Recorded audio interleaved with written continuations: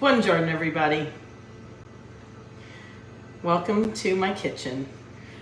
Dorina's kitchen, that's me. So remember what I always say, dinner brings you to the table, but dessert keeps you at the table. So for Easter, we gotta do special things for special holidays. And for Easter, this is a typical, mostly Sicilian, I think. I learned it from my Sicilian grandmother. It's an Italian Easter cookie. It's got the egg and hard-boiled egg in the middle. Well, actually, it's hard cooked because it's actually raw. When you put it in the oven, it cooks in the oven. So hard cooked, not boiled egg in the middle. We make them in little shapes and stuff. So I'm going to share this with you. In Italian, or in Sicilian, they call it Pupa. Where a pupa is like a little creature. So sometimes we make them, I put them in bunny shapes. With the egg in the middle, con uovo, which is culova in the dialect.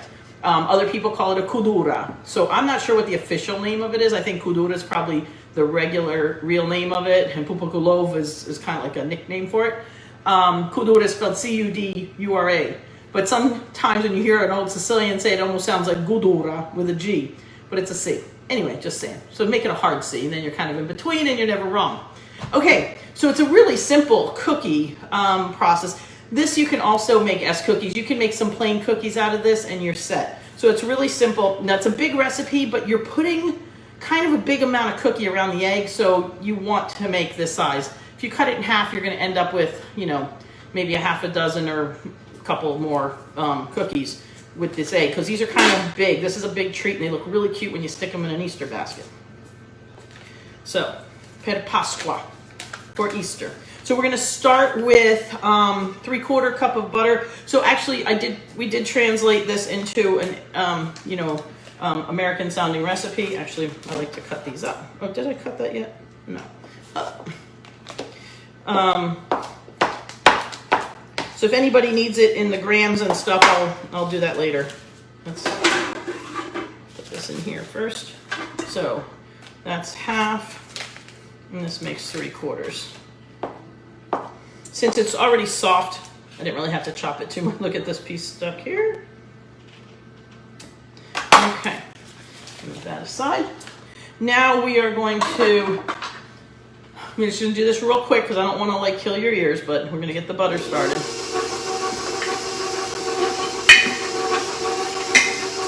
Now, again, even with my grandmother's recipe, I've cut the sugar by half a cup. So anyway, so we're just putting in 2 cups of sugar. So that's half. Like this is loud. 1.5. 2 cups. Because her original recipe called for 2.5. This is a giant recipe, so it's okay. The 2 cups really spreads out. It's really not that sweet of a cookie. It calls for 5 or 6 eggs. If you use 5 eggs, you're going to use a little more milk. If you use 6 eggs, you're going to use a little less milk. This is a real Italian, recipe. So we're going to go with the 5. That's 1. Because some of these are, it's funny, when I buy the organic eggs, they're never all the same size. It says large, but they're not always. 3. I'm going to do the 6. What the heck? Because I'm sending some of these home with my kids this weekend. Okay, I wanted to make sure that there was no eggshells in there. That's why I always do it in a clear thing, because you can always look at the bottom. The eggshell always falls, Okay. Get the egg and the sugar.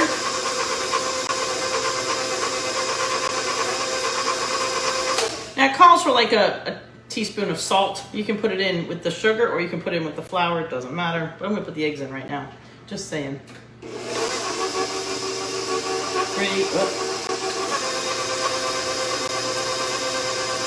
I like them to mix in a little bit first. Okay. Give it a 5-second Speedy Gonzales there, because you know what? The butter was nice and soft. I could have almost done this one by hand. Okay, so now we've got all our wet stuff in here except for our milk, because that's going to go in. Now there's 2 cups of milk here. We're going to see how much we need. Just saying. So we are going to put in 8 to 9 cups of flour. So we're going to use our little thing here because we're going to make a mess. Oh, you know what? Let's not forget to put the vanilla in. We're just going to put in like 2 teaspoons, heavy teaspoons actually, of vanilla, because remember, it's a big recipe. Okay, I just wanted that to mix in. So we're gonna do 8 to 9 cups of flour. So we're gonna start with 8, and we'll see where we land with the milk. So that's 1 and 2. I'm gonna go ahead and put some of my baking powder in. So this calls for 4 teaspoons of baking powder. Now this is my half teaspoon, so I'm gonna do 8. 1, 2, 8. I was gonna use my teaspoon, but the teaspoon's in the dishwasher. So I use my half teaspoon. Okay, sorry. So we got 2 cups of flour in there, let's not forget. Okay, 2, 3. Now I'm gonna put my pinch of salt in. It's supposed to be a teaspoon. There we go. 7. Let's put some milk in.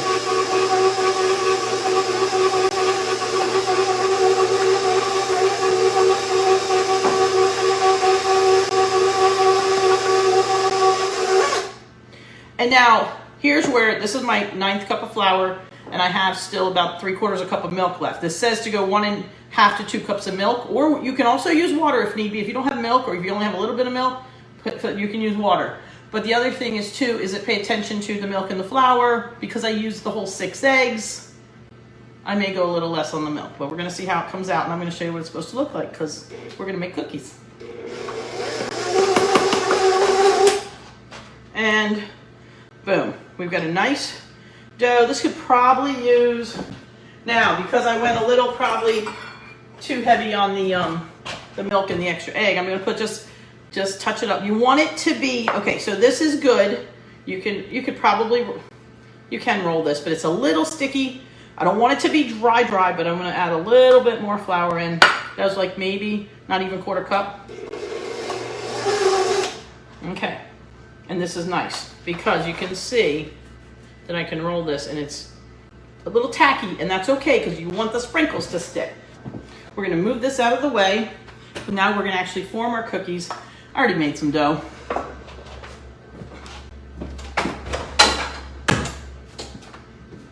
Keeps us from having to like scrape the pan and all that stuff. So, isn't that smart of me? A little bit of milk, that'll be for my coffee later. And here we go. So now, whoops, hang on a minute. Whoop. I was trying to get this timing perfect. So this went a little too long, but this is what they look like. So here's one that's just round. Here's one that's a bunny. They're a little brown, but that's okay because they still taste good and he's gonna love them that way. But I did leave it in a minute too long so the eggshell cracked. Anyway, you want them just till they're just barely golden, but I'm gonna show you how we do this. So I'm just gonna set that over there. All right, so my timing wasn't perfect, but you know, that's okay. So we're gonna take our beautiful ball of dough that we've got here. This is what I just made, same thing. I just made it ahead of time so that I could cook some to show you how to burn them. So no big deal, you don't have to knead it or anything ahead of time. You're just going to take pieces off. You're gonna roll them out. If you wanna knead it a little bit, you can. I want a nice smooth roll. And you're gonna make them kinda, you know, they're gonna be kinda thick because they take up, they're gonna go around a big egg.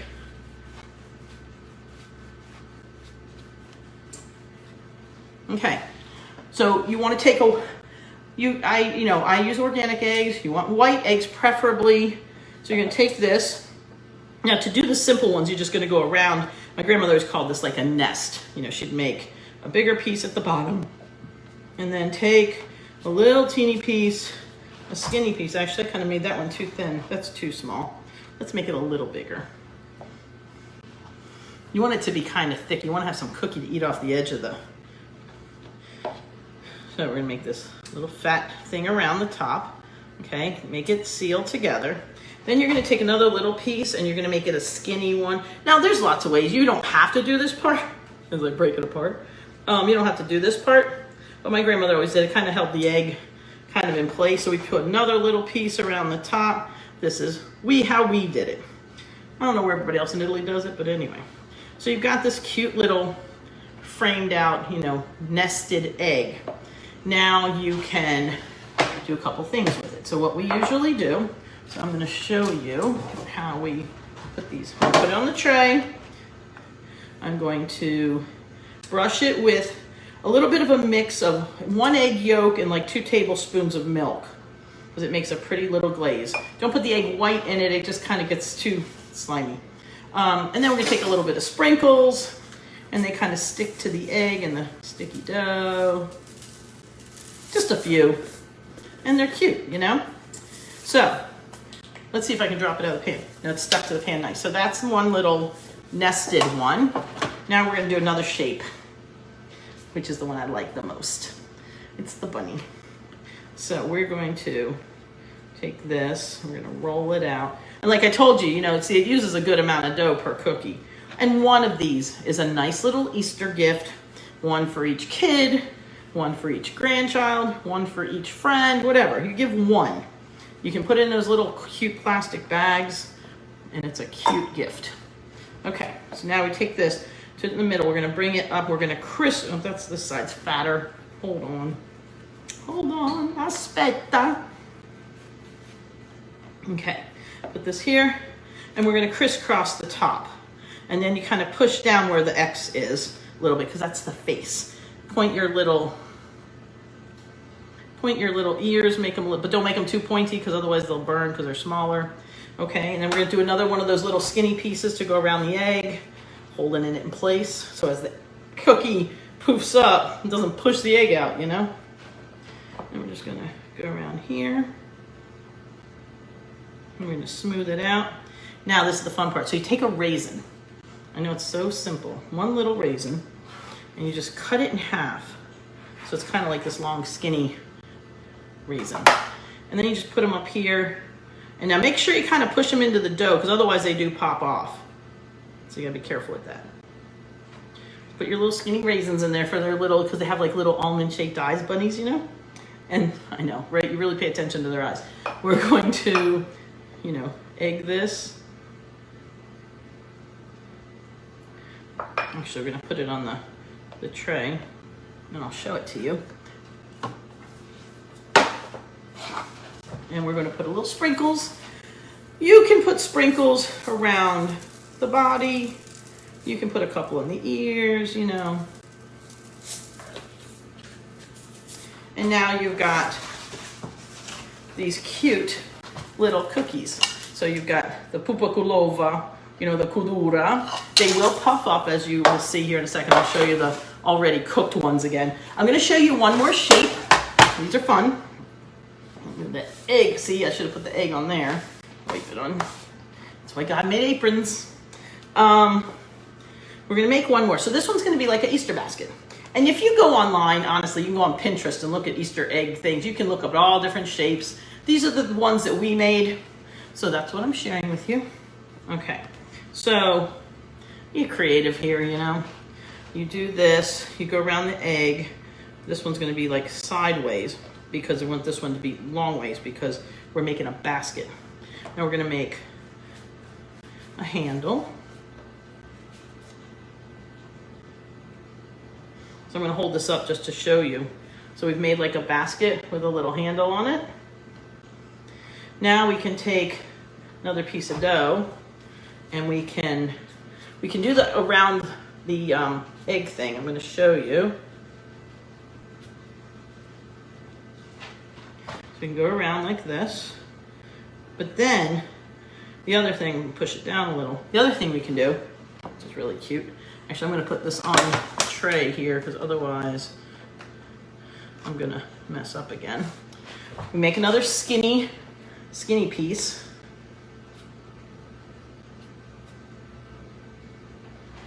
And we can go like crisscross. You can crossways, like regular up and down cross, like a plus, or you can crisscross like an X. And of course the X, or the cross, of course, is symbolic of Easter. So, and then you have it looking like this. I think you can see it.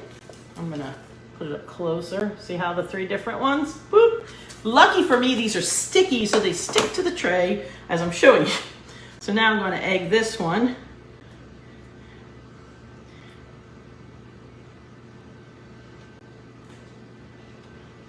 Now, some people, and I haven't seen it so much in Italy, I know the Greeks dye all their eggs red when they put them in their Easter bread. You can also do the same thing with a bread dough. You take a bread dough, let it rest, roll it out, and do the same thing. You can have a roll, like almost like a roll, but around the egg. These eggs are edible when you're done. I'll put some sprinkles on. Did I do the? Yes, I did. There we go. I'm gonna do the handle. Do a little bit around. You can use the other kind of sprinkles. I mean, in Italy, they tend to use more of the little balls more so than the other ones that I see. They use like the ones we call, well, actually, these are called, well, this one's called sprinkles too. But the long ones, these are usually nonpareils. Weird name. The sprinkles are usually the long ones. They call them sprinkles or jimmies or whatever. I like these because they're cute, and for me, these are more reminiscent of what my grandmother used to do, so I like doing it this way. So now I'm going to take this off. You do want to get them off the tray while they're still warm, because otherwise they'll stick. All right, so this guy, he's a little overdone. We cracked his shell, but this is going to be my lunch. So these are fun. So this is a Pupa Gulova, as is that one. Watch, this is a Pupa Gulova without an ear.